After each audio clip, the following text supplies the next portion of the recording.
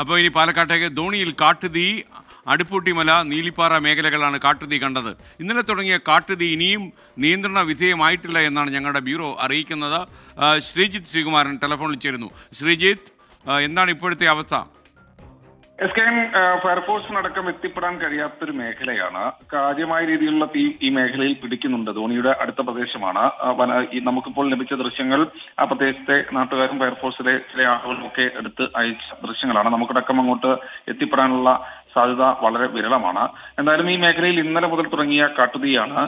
അത് ചെറുതായി കത്തും, അതിനുശേഷം അണയുമെന്നാണ് നാട്ടുകാർ പറയുന്നത്. പക്ഷേ ഇന്ന് വൈകിട്ടോടുകൂടി കാര്യമായ രീതിയിലുള്ള കാട്ടുതീ ഉണ്ടായിട്ടുണ്ട്.